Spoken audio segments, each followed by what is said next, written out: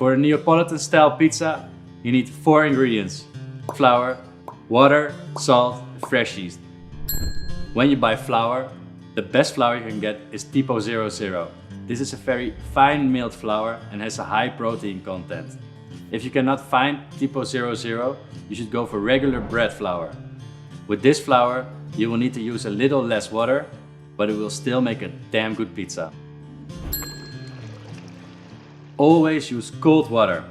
In many dough recipes, they will recommend you to use warm water.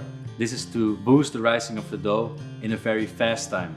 But when you're making pizza, you want a slow rise. This is to create the most airy and delicious crust you've ever tasted. According to the Neapolitan standard, you should always use fresh yeast. But if you cannot find fresh yeast, it's okay. You can use the dry one, just make sure you only use half of the amount that you would usually use with the fresh yeast. This is because the dry yeast is much more potent than the fresh variation. In a Neapolitan dough recipe goes quite a bit of salt. The most important reason is taste, but it will also help create a strong gluten network, and it kills all the bad bacteria during the rising and the ripening of the dough. When you buy salt, make sure to get sea salt. This is antibacterial and doesn't have all the bad additives in it. Great! We have all our ingredients and we're ready to start. So now I could give you a standard recipe for, let's say, 3 people or 4 people. But what if you give a pizza party for 5 people or 7 or maybe even 20? Then you need to customize your recipe. So that's why it's best to work with percentages. So for a traditional Neapolitan style pizza, you need 100% flour, 65% water, 3% sea salt and 0.2% yeast. But whoa, Peter, you said it was gonna be easy. That's right, that's why I made a pizza dough calculator just for you. Choose the type of pizza you like. In this case we go for Neapolitan. The amount of pizzas, the weight of the dough ball. For a medium pizza this is about 220 grams. The amount of water, if you're using Tipo 00, leave it at 65%. When you're baking with bread flour, instead of Tipo 00, you should go for a lower amount of water, so between 55 and 60%. Now press calculate and kaboom, there it is, your own custom pizza recipe. We got our ingredients and we got our custom recipe, so let's get started. Get an empty bowl. Add your calculated amount of water into the bowl. Get your salt and add it to the water. Stir it until it's completely dissolved. Now you get your yeast and you drop it into the bowl. But wait, yeast doesn't like salty water. The salt will damage the yeast, preventing the dough from rising. So we need to make a buffer between the salt and the yeast. The way we do that is that we take 10% of our flour, we put it into our water, we stir it in until it's completely dissolved, and that will be our buffer. So now we're ready to add our yeast.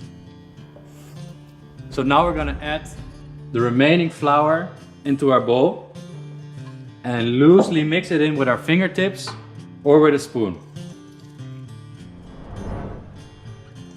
In this stage, the dough will feel very dry and flaky. Don't worry, just keep on stirring. After mixing everything together, we can start the kneading. The first kneading we do inside of the bowl, and after a few minutes you will already see that the dough is coming together and the consistency is getting more sticky and wet. Don't worry, just keep on kneading. Now it's time to take it out. Put a little bit of flour on our tabletop and start kneading the dough for about 10 to 20 minutes. In this process, the dough will get all its strength, the gluten network will be developed, and the dough will be ready for its next stage. After about 10 to 20 minutes of kneading, you can shape your dough into a ball. Make sure to check out my tutorial on how to make dough balls. Okay, we have our dough ball and we want to put it into our bowl.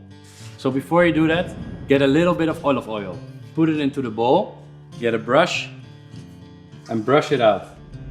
So when the bowl has a thin layer of oil, you can put in the bowl and now also give your dough ball a thin layer of oil. This will prevent it from drying out later on. Cover the bowl with cling film or a damp towel and let it rest for about 2 hours. After 2 hours have passed, you can portion the dough into balls. check out my tutorial on how to make dough balls. So when you're done portioning the pizza balls, you can place them on a baking tray covered with a little bit of oil or flour. When all dough balls are in the baking tray, cover the baking tray with cling film. Now put the tray away for about 4 to 6 hours at room temperature. We're 6 hours later and our dough has risen. Now we're ready to make some pizzas. This is the most basic way to make a Neapolitan pizza, but you can also make next level pizzas. Check out my tutorial on ripening and rising of the dough to see how you can do that. Thanks for watching and see you next time. Peace!